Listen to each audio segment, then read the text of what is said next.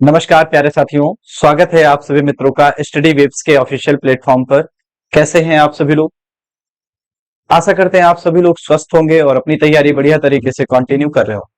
दोस्तों, अगर हम आपसे बातचीत करें तो आज के सेशन में हम लोग मार्ले मिंटो सुधार और उसके बाद मॉन्टेग्यू चेम्सफोर्ड सुधार और उसके बाद भारत सरकार अधिनियम 1935 के बारे में पढ़ाई करेंगे।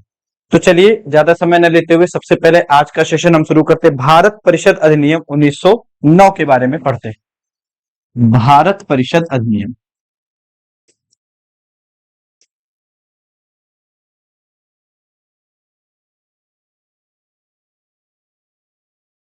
इसी को भारत परिषद अधिनियम को ही क्या कहते हैं? इसी का दूसरा नाम है मार्ले मिंटो सुधार। मार्ले मिंटो सुधार, मार्ले मिंटो सुधार। चलिए थोड़ी सी बातचीत करते हैं इसके बारे में। देखिए, जब हम इसके बारे में आपसे बातचीत करते हैं तो थोड़ा सा बोर्ड पर देखिएगा। देखिए, ये जो सुधार हुआ है इसमें दो व्यक्तियों का नाम बहुत फेमस हुआ है, एक मार्ले साहब का और दूसरा मिंटो साहब का। मार्ले साहब इस समय भारत सचिव का कार्य कर रहे हैं, भारत सचिव का कार्य कर रहे हैं। और मिंटो साहब के बारे में बातचीत करें तो ये क्या है? भारत के वायसराय हैं। ये क्या है? वायसराय। ठीक, तो इसको हम क्या कहते हैं? इसका एक और नाम है, इसका नाम क्या रखा गया है? मार्ले मिंटो सुधार। अब मार्ले मिंटो सुधार के अगर हम महत्वपूर्ण प्रावधानों की बातचीत करें तो महत्वपूर्ण प्रावधान क्या है? महत्वपूर्ण प्रावधानों के बारे में जब हम आपसे बातचीत करते हैं तो सबसे पहला चीज ये देखा गया कि केंद्रीय और प्रांतीय विधान परिषदों में सदस्य संख्या में क्या कर दी गई? वृद्धि कर दी गई। केंद्रीय और प्रांतीय विधान परिषदों में सदस्य संख्या में वृद्धि की गई। तो पहला पॉइंट अगर हम लिखना चाहें तो पॉइंट नंबर 1 क्या लिखेंगे? पॉइंट नंबर 1 अगर हम बातचीत करें तो लिखेंगे केंद्रीय तथा प्रांतीय विधान परिषदों में, केंद्रीय तथा प्रांतीय विधान परिषदों में, विधान परिषदों में सदस्य संख्या में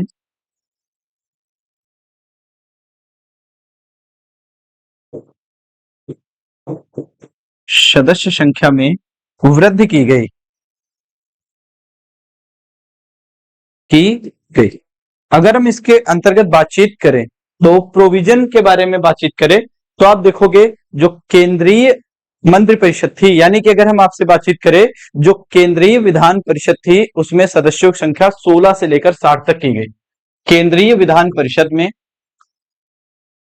सदस्य संख्या कितनी है? 16 से लेकर 60 सदस्य तय किए गए, जिसमें से अगर हम आपसे बातचीत करें तो बंगाल, बॉम्बे और बंगाल बॉम्बे के साथ साथ मद्रास और मद्रास के साथ साथ अगर हम आपसे बातचीत करें संयुक्त प्रांत के बारे में, संयुक्त प्रांत की जो विधान परिषद थी इसमें अगर सदस्यों की संख्या देखोगे तो तय करी गई कि 60 सदस्य रहेंगे। कितने?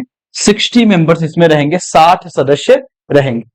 इसके साथ साथ अगर हम आपसे बातचीत करें तो आप यहां पर ध्यान से देखेंगे, मतलब मैक्सिमम की 60 की बात हुई और इन विधानसभाओं में अगर इन विधान परिषदों की बातचीत करें तो इन विधान परिषदों में जो सदस्य रखे गए वो कितने? तो 50 विधान परिषद की सदस्य संख्या रखी गई। इसके साथ पंजाब में देखोगे तो पंजाब जैसे राज्यों में या पंजाब जैसे प्रांतों में तो 30 सदस्य ही रखे गए। तो अलग अलग जगहों पर अलग अलग क्या है? सदस्यों की संख्या रखी गई बेसिकली विधान परिषद के मामले। इसमें अगर आप देखोगे तो एक सबसे महत्वपूर्ण पॉइंट एग्जाम के पॉइंट ऑफ व्यू से यहां पर देखोगे सांप्रदायिक निर्वाचन प्रारंभ किया गया। मुसलमानों को अब केवल कौन वोट करेगा? मुस्लिम वोट करेंगे, ऐसी व्यवस्था यहां पर की जा रही है। अगर मतलब पॉइंट नंबर हम 2 की बातचीत करें तो दूसरा पॉइंट हम यहां पर क्या लिखेंगे? दूसरा पॉइंट अगर हम लिखें तो हम कहेंगे भैया सिंपल सांप्रदायिक निर्वाचन का प्रारंभ किया गया। सांप्रदायिक निर्वाचन का प्रारंभ किया गया, सांप्रदायिक निर्वाचन का प्रारंभ किया गया, किया गया। और इसमें से अगर हम आपसे बातचीत करें ये किसके लिए था? तो ये मुस्लिम के लिए था, मुसलमानों के लिए ये व्यवस्था की गई। इसके साथ अगर हम अगले पॉइंट के बारे में बातचीत करें, देखोगे बेसिकली केंद्र और प्रांतों की विधान परिषदों में सदस्य जो थे उनको 4 वर्गों में बांटा गया। मतलब अगर हम अगले पॉइंट के बारे में बातचीत करें तो हम क्या लिखेंगे, हम यहां पर सिंपल सा लिखेंगे केंद्र और प्रांतों की विधान परिषदों में, केंद्र और प्रांतों की विधान परिषदों में, विधान परिषदों में सदस्यों को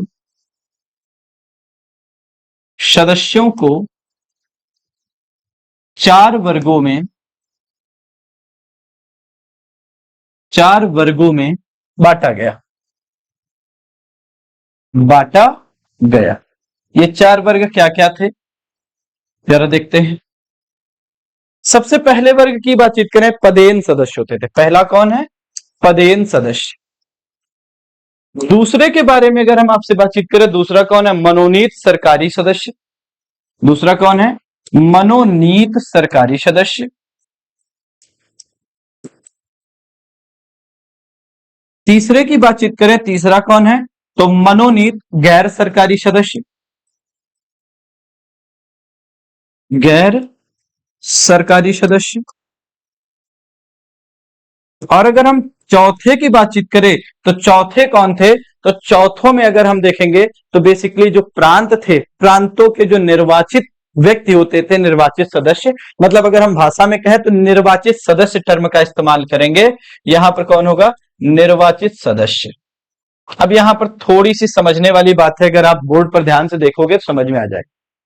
पहला है पदेन सदस्य। पदेन सदस्य का मतलब गवर्नर जनरल और उसकी जो कार्यकारी परिषद होगी, गवर्नर जनरल और उसकी जो कार्यकारी परिषद है उसकी हम बातचीत यहां पर कर रहे हैं, ठीक है। दूसरे की बातचीत करें, मनोनीत सरकारी सदस्य। इसका मतलब है गवर्नर जनरल के द्वारा मनोनीत। कौन मनोनीत करेगा इनको, गवर्नर जनरल के द्वारा मनोनीत होंगे। मनोनीत गैर सरकारी सदस्यों की बातचीत करें तो यहां पर कौन है, गवर्नर जनरल ही इनको भी क्या करेगा, गवर्नर जनरल इनको भी एक प्रकार से मनोनीत करेगा। और अगला, प्रांतों से चुने हुए निर्वाचित सदस्य। मतलब अगर हम बातचीत करें, विभिन्न श्रेणियों के भारतीयों द्वारा इनका क्या होता था, निर्वाचन होता था। विभिन्न श्रेणियों के भारतीयों द्वारा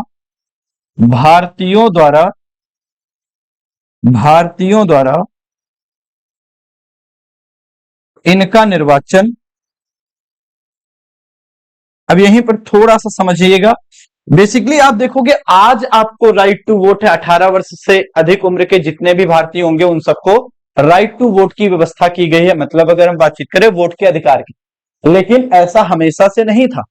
हमेशा से नहीं होने का मतलब क्या है, कुछ सीमित किस्म के लोगों को ही क्या था, भारत में वोटिंग का अधिकार दिया गया था। ध्यान से समझिएगा। तो यहीं पर है, विभिन्न श्रेणियों के भारतीयों द्वारा इसका निर्वाचन होता था। ये जो निर्वाचित सदस्य की कैटेगरी थी, ठीक है। चलिए अगले प्रोविजन की बातचीत करें तो आप देखोगे वायसराय की कार्यकारी यानी कि कार्यपालिका के साथ क्या किया गया, यहां पर एसोसिएशन की बात की गई। और सत्येंद्र नाथ बातचीत करें, सत्येंद्र प्रसाद जो सिन्हा थे वो पहले एक प्रकार से सदस्य बने विधि सदस्य के रूप में। मतलब अगर हम यहां पर पॉइंट वाइज लिखना चाहें तो अगला पॉइंट हम क्या लिखेंगे, अगला पॉइंट लिखेंगे वायसराय की कार्यपालिका के साथ एसोसिएशन, वायसराय की कार्यपालिका के साथ एसोसिएशन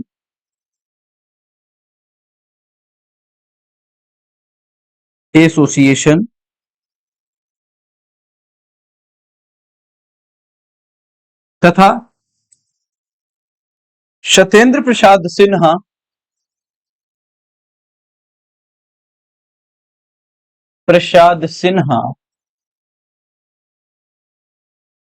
पहले भारतीय विधि सदस्य बने। विधि सदस्य बने, ठीक, विधि सदस्य बने। क्लियर, इतना ये व्यवस्था की गई 1909 के मार्ले मिंटो सुधार में। इसके साथ साथ अगर हम आपसे बातचीत करें, जो विधान परिषद के सदस्य होंगे वो बजट पर चर्चा कर सकते थे, बहस कर सकते थे, इसके साथ साथ प्रस्ताव भी पेश कर सकते थे। यह भी व्यवस्था की गई। तो अगला पॉइंट अगर हम लिखना चाहें तो हम कहेंगे सदस्य बजट पर चर्चा कर सकते थे, सदस्य बजट पर चर्चा कर सकते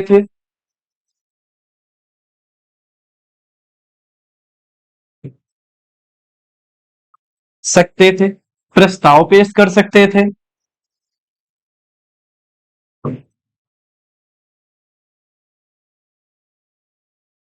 प्रस्ताव पेश कर सकते थे। इसके साथ साथ अगर हम आपसे बातचीत करें तो जनहित के मामलों पर चर्चा कर सकते थे, जनहित के मामलों पर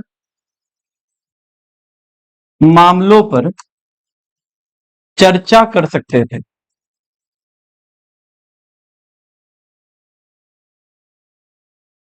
जनहित के मामलों पर क्या कर सकते थे, चर्चा कर सकते थे। तो ये कुछ इंपॉर्टेंट प्रोविजन थे किसके, हम कहेंगे 1909 के मार्ले मिंटो सुधार के। ठीक, फिर आगे आपको पता है 1914 से 18 प्रथम विश्व युद्ध हुआ, फिर उसके बाद असहयोग आंदोलन वगैरह, फिर इसी के साथ साथ आप देखोगे तो मुस्लिम लीग और लखनऊ समझौता हुआ, इंडियन नेशनल कांग्रेस और मुस्लिम लीग के बीच में लखनऊ पैक्ट हो रहा है, चीजें क्या हो रही, एकजुटता हो रही। तो अगला जो सुधार हुआ 10 वर्ष के बाद आ जाता है, जिसको आप क्या कहते हो, जिसका नाम आप रखते हो मॉन्टेग्यू चेम्सफोर्ड सुधार, मॉन्टेग्यू चेम्सफोर्ड सुधार। मॉन्टेग्यू चेम्सफोर्ड सुधार के बारे में बातचीत करें तो ये कब का है, 1919 का। सेम, इसको दूसरा नाम क्या है, इसका दूसरा नाम अभी मैं बता दे रहा हूं क्या है इसका नाम, भारत शासन अधिनियम 1919। क्या नाम है, भारत शासन अधिनियम 1919। इसका दूसरा नाम है भारत शासन अधिनियम 1919। सेम प्रोसीजर, ये आपके भारत सचिव हैं,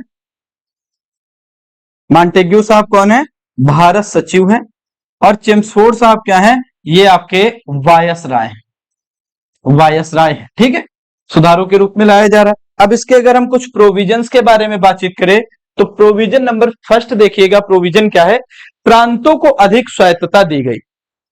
प्रांतों को क्या किया जा रहा है, प्रांतों को अधिक स्वायत्तता दी गई,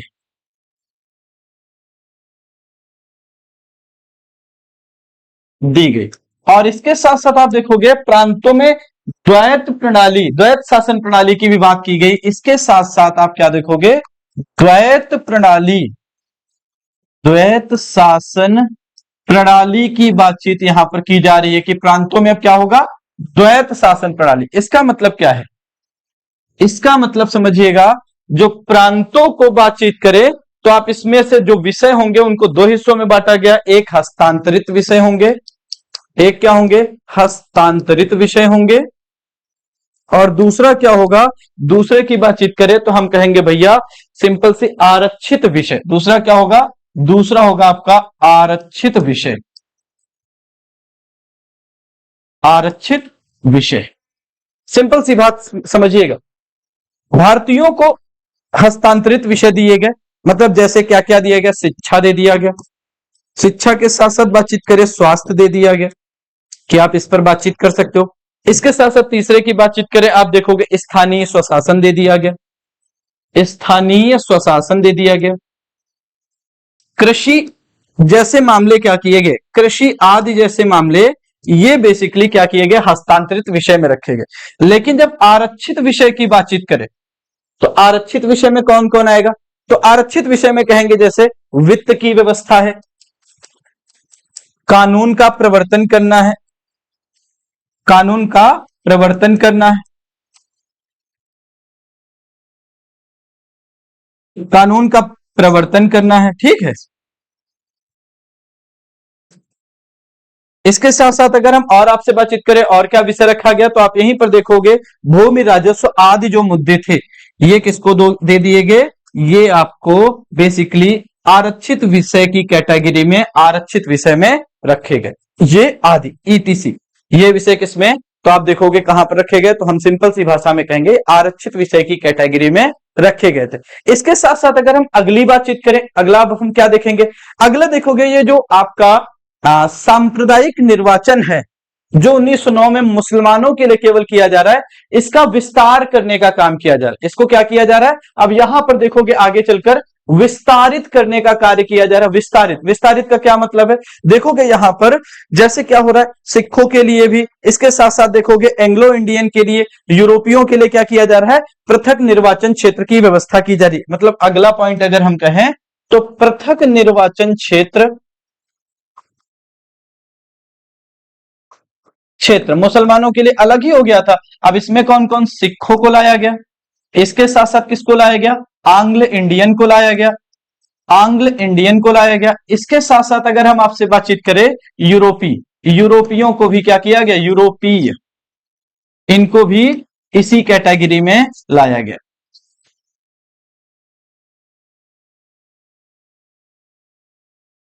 ठीक, अगले अगर हम पॉइंट के बारे में बातचीत करें, अगला पॉइंट क्या है? नेक्स्ट पॉइंट के बारे में बातचीत करें, आप देखोगे यहां पर क्या किया जा रहा है? प्रशासन की दो सूचियां बनाई गई, प्रशासन की दो सूचियां बन रही थी। ये दो सूचियां क्या क्या बन रही? दो सूचियों में एक सूची क्या है? केंद्रीय सूची, और दूसरा क्या है? प्रांतीय सूची। एक है केंद्रीय सूची, केंद्रीय सूची, और दूसरा क्या है? प्रांतीय सूची, प्रांतीय सूची। तो यहां पर प्रशासन की दो सूचियां बनाई जा रही। अगली बातचीत करें नेक्स्ट पॉइंट के बारे में, अगला क्या किया जा रहा है? केंद्र में द्विसदनीय विधायिका की व्यवस्था की जा रही है। केंद्र में द्विसदनीय विधायिका की व्यवस्था की जा रही है। विधायिका की व्यवस्था, ठीक, द्विसदनीय विधायिका। एक क्या हो रही? एक को आप कहोगे सिंपल सी बात है राज्यसभा, और दूसरे को आप लोकसभा। राज्यसभा आज का और लोकसभा आज का नाम है। पहले जो राज्यसभा थी उसको केंद्रीय विधानसभा कहते थे। क्या कहते थे? केंद्रीय विधानसभा। और जो आज का लोकसभा है उसको 1919 के अधिनियम के द्वारा क्या कहा गया? उसको राज्य परिषद कहा गया। उसको क्या कहा गया? राज्य परिषद। राज्य परिषद की संज्ञा दी गई। राज्य परिषद में उस समय जो सदस्यों की संख्या थी वो कितनी थी? 60। और अगर हम बातचीत करें केंद्रीय विधानसभा की बातचीत करें तो इसके सदस्य संख्या कितनी थी? 145, 145, 145 इसके सदस्य संख्या थी। ठीक है, इसके साथ साथ आप देखोगे इसी के अंतर्गत लोक सेवा आयोग का गठन किया गया, वो भी 1926 में। अगला पॉइंट 1926 में लोक सेवा आयोग का गठन, लोक सेवा आयोग का गठन, यही मॉन्टेग्यू चेम्सफोर्ड सुधार के अंतर्गत लोक सेवा आयोग का क्या किया जा रहा है? लोक सेवा आयोग का गठन किया जा रहा है। समझ रहे हो? इसके साथ साथ अगर हम अगले पॉइंट की बातचीत करें तो आप देखोगे प्रांतीय बजट का पृथक्करण कर दिया गया। अगला पॉइंट क्या है? तो हम कहेंगे प्रांतीय बजट का पृथक्करण किया गया।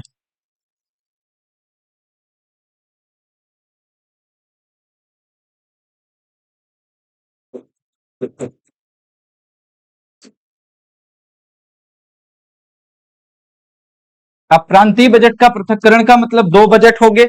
एक किसके लिए होगा? एक को आप सिंपल सी भाषा में कहोगे राज्य सूची के लिए, और सॉरी मतलब एक होगा आपका प्रांतीय बजट और दूसरा क्या होगा? केंद्रीय बजट। एक प्रांतीय बजट है और अगला क्या है? दूसरा क्या है? केंद्रीय बजट। ठीक है, केंद्रीय बजट। ठीक है, तो ये व्यवस्था यहां पर करी जा रही है। ठीक है, अगली बातचीत करें नेक्स्ट के बारे में। अगला है अब भारत सरकार अधिनियम 1935, 1935। तो अगला हेडिंग करिएगा भारत सरकार अधिनियम 1935। भारत सरकार अधिनियम 1935। देखिए थोड़ी सी बातचीत अगर हम इसके बारे में एक्स्ट्रा करें, भारतीय संविधान के अधिकांश जो प्रावधान है वो यहीं से लिए गए 1935 के अधिनियम से। भारतीय संविधान के अधिकांश प्रावधान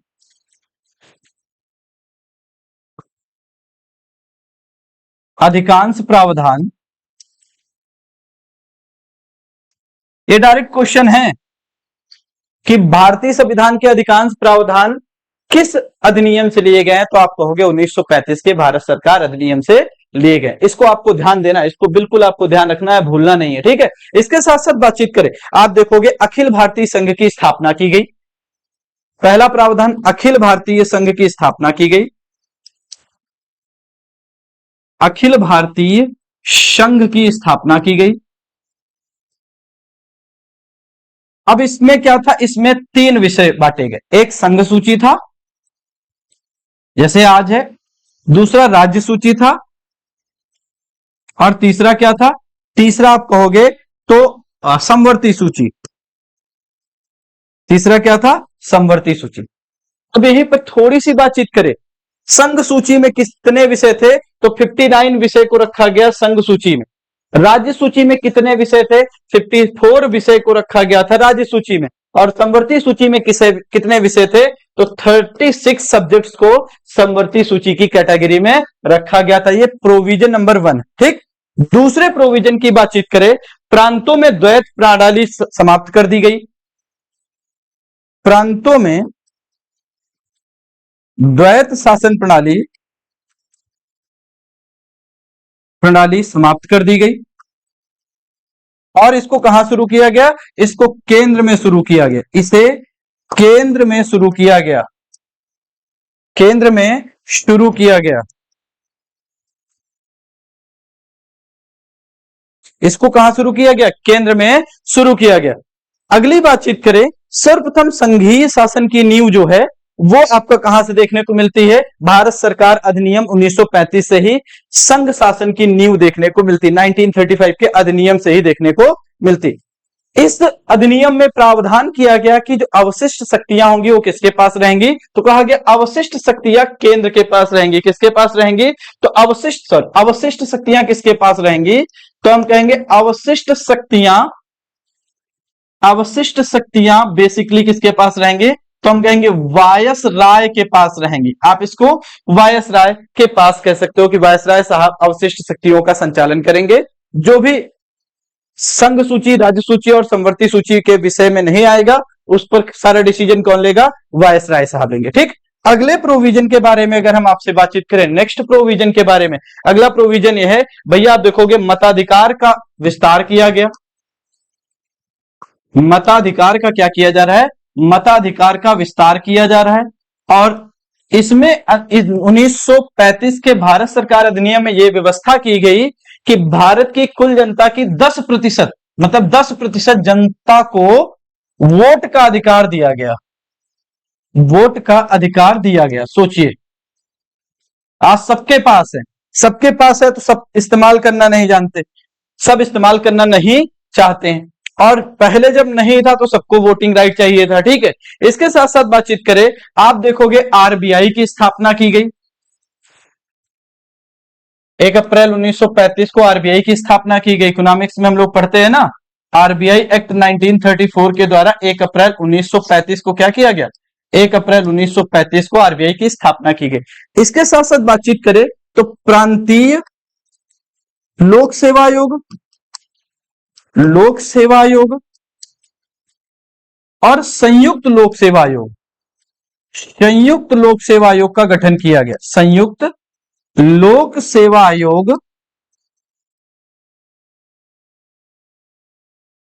का गठन किया गया।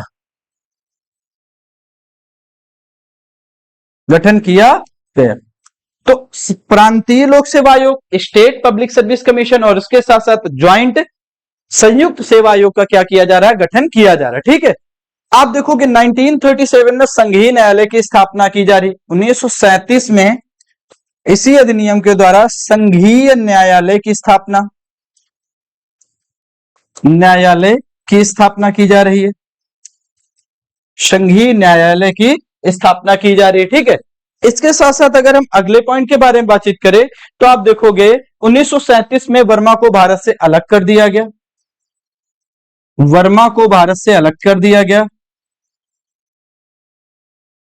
भारत से अलग कर दिया गया। ठीक, इसके साथ साथ अगर हम आपसे बातचीत करें, दलित जातियों को, महिलाओं को और मजदूरों के लिए अलग निर्वाचन का व्यवस्था किया जा रहा है। इसके साथ साथ भारत सचिव परिषद को क्या किया गया, समाप्त कर दिया गया। मोस्ट इंपॉर्टेंट फैक्ट है, 15 सदस्यीय थी भारत सचिव परिषद को क्या किया जा रहा है, भारत सचिव परिषद को समाप्त कर दिया जा रहा है, समाप्त किया जा रहा है। इसके साथ साथ एक और पॉइंट हमने कहा, दलितों के लिए इसके साथ साथ महिलाओं के लिए, दलितों, महिलाओं के लिए पृथक निर्वाचन की व्यवस्था की जा रही है, इसमें व्यवस्था की जा रही है, समझे। तो ओवरऑल अगर हम आपसे बातचीत करें 1935 तक हम लोग आ चुके हैं। इसके बाद फिर आपको पता है सेकेंड वर्ल्ड वॉर शुरू हो जाता है। 1939 से 1945 तक सेकेंड वर्ल्ड वॉर चलता है। वर्ल्ड वॉर का रिजल्ट ये निकलता है कि भाई भारतीय लोग संविधान सभा की मांग करने लगते हैं। संविधान सभा की मांग क्यों? क्योंकि वो चाहते थे कि अब भारतीयों का शासन भारतीयों द्वारा संचालित हो और संविधान का निर्माण हो, ताकि देश का शासन प्रशासन सुचारू तरीके से संचालित किया जा सके। अब यहीं पर ध्यान सुनिए मुद्दे वाली जो बातें, तो इसीलिए आप देखोगे क्रिप्स मिशन, कैबिनेट मिशन, ये प्रस्ताव आ रहे हैं। अंततोगत्वा आप देखोगे 1947 के अधिनियम के द्वारा भारत को स्वतंत्रता प्रदान करी गई, है ना। और भारत में क्या हुआ, संविधान सभा के गठन के साथ साथ भारत में संविधान का निर्माण शुरू हो गया। जब संविधान का निर्माण शुरू होता है तो उसमें ढेर सारी व्यवस्थाएं रहती हैं। जैसे संविधान सभा की पहली बैठक के बारे में बातचीत करें तो अस्थायी जो अध्यक्ष रहते हैं वो सच्चिदानंद सिन्हा जी चुने जाते हैं, क्योंकि ओल्डर मोस्ट मेंबर रहते हैं, जो सबसे वरिष्ठ मेंबर होते हैं उन्हीं को क्या किया जाता है, एक अस्थायी, स्थायी नहीं अस्थायी अध्यक्ष के रूप में चुना जा रहा है। बाद में आप देखोगे राजेंद्र बाबू जी को, राजेंद्र प्रसाद को क्या किया जाएगा, स्थायी अध्यक्ष के रूप में चुना जाएगा। और भारतीयों के द्वारा 2 साल 11 महीने 18 दिन का समय लगाकर, कितना, 2 साल 11 महीने 18 दिन का समय लगाकर संविधान का निर्माण किया जाता है। और अंततोगत्वा इसको 26 जनवरी 1950 को पूरी तरीके से भारत को एक प्रकार से भारत में लागू कर दिया जाता है। इसके अधिकांश प्रोविजन क्या है, 26 नवंबर 1949 से ही प्रारंभ है, लागू किए जा रहे हैं। लेकिन फाइनली अगर हम डेट की बातचीत करें तो 26 जनवरी 1950 को भारत का संविधान बनकर तैयार और लागू किया जा रहा है। तो भारत क्या है, भारत की जैसे आप चीजें समझो, भारत का जो विकास हुआ है, संवैधानिक विकास के क्रम में आपने देखा ढेर सारे अधिनियम आ रहे हैं। इन अधिनियम में स्टार्टिंग में क्या किया जा रहा है, पहले अधिनियमों का उद्देश्य ही है कि पहले ईस्ट इंडिया कंपनी का शासन जो है वो कंट्रोल करना, किसके द्वारा, ब्रिटिश पार्लियामेंट के द्वारा। और फिर जब 1857 की क्रांति हो रही है तो क्या किया जा रहा है, 1857 की क्रांति होते ही आपको पता है ईस्ट इंडिया कंपनी का सारा कार्य खत्म कर दिया जा रहा है और भारत सचिव पद का गठन किया जा रहा है, भारत सचिव परिषद का गठन किया जा रहा है। अब इसी के बिहाफ पर भारत का शासन प्रशासन संचालित किया जाएगा। थोड़ा थोड़ा जैसे जैसे लोग साक्षर हो रहे हैं, जैसे जैसे जागरूकता आ रही है, तो क्या कर रहे हैं, लोग मांग कर रहे हैं और मांगों के अनुरूप क्या हो रहा है, सुधार किए जा रहे हैं, प्रावधान किए जा रहे हैं। तो ये एक सुधार की प्रक्रिया है जिनके थ्रू हमारा क्या है, कॉन्स्टिट्यूशन बना। और संविधान के बारे में बातचीत करें तो संविधान क्या है, तो संविधान सिंपल सी भाषा में कहेंगे तो एक दस्तावेज है। एक दस्तावेज है। सर कैसा दस्तावेज है, एक दस्तावेज है जिसमें नियम और कानून का विवरण है। कैसे नियम और कानून, नियम और कानून का वर्णन, कैसे नियम और कानून, जिनके द्वारा देश का क्या किया जाता है, जिनके द्वारा देश का शासन प्रशासन, देश का शासन प्रशासन संचालित किया जाता है, शासन प्रशासन संचालित किया जाता है, संविधान कहते हैं, ठीक है, संचालित किया जाता है। तो अब हम, ये बहुत इंपॉर्टेंट होता है, इसके कुछ प्रावधान तो बहुत इंपॉर्टेंट है, डायरेक्टली क्वेश्चन बनता है एग्जाम में। जैसे आपसे पूछ लेता है किस अधिनियम के द्वारा भारत में चाय और चीन के साथ व्यापारिक एकाधिकार को समाप्त कर दिया गया। दूसरा पूछ लेता है पूरी तरीके से एकाधिकार, व्यापारिक एकाधिकार को कब समाप्त किया गया। आपसे पूछ लेता है पृथक सांप्रदायिक निर्वाचन का प्रारंभ कब से किया जा रहा है।